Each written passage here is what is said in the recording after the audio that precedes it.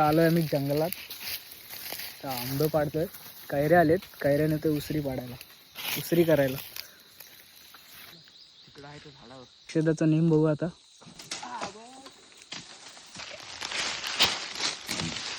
मोहन कुठं आहे तिथलं?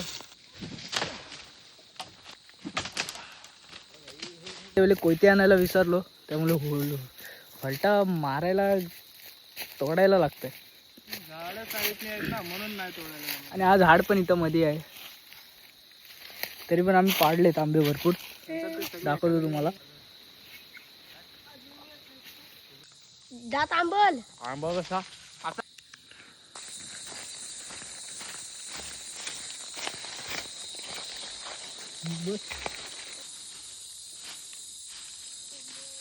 ही पण शेवटचे काही 2-3 महिनेच आहे. नंतर मला पण मुंबईला जावं लागेल जॉबसाठी. म्हणून आता आहे तर गावचे आंबे बिंबे सगळे काढून घेतोय. तर आता मुंबईला येतील लगेच मे महिन्याच्या सुट्टीत. आले का काय कोण ठेवत नाही. पिकायला तर कोण दिसून पण नाही देत. म्हणून मग आताच कच्चेच नेतो उसरी काढायला. अक्षदन मालदीवरनं ॲस्थेटिक पिशवी आणली मालदीवची. पण आम्हाला काय नाही, आम्ही आणलो आंब्याना. वाचते अनुभव टाकतील आमच्यावर. इस्रायलवाल्याने बॉम्ब पाठवलेत. छोट्या मोठ्या जखमी लागत राहतात. तर आम्ही घरी बास झाले उसरीला आंबे खूप काढले. आता घरी जाऊन कापून मस्तपैकी उसरी बनवू. पावसाळ्यात घ्यायला. हां ज्यूस कसं काय? हां आणि आजचं वातावरण पण एकदम क्लीन आहे. वरती ढगं बघू शकता तुम्ही कसली क्लीन आलेत.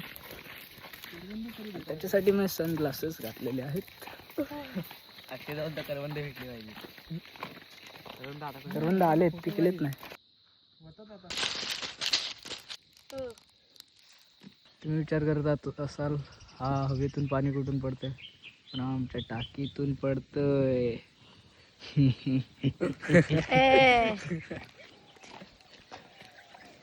2 टाक्या आहेत आमच्याकडे, ही एक आहे ही एक आहे.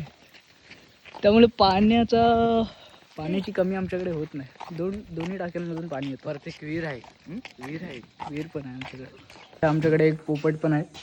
दाखवतो तुम्हाला. चिमणी उडाली बुळ माझं पोपट साठला. तर आजचा ब्लॉग करूया इथेच एंड. आजचा छोटासा मिनी ब्लॉग होता. तर बाय.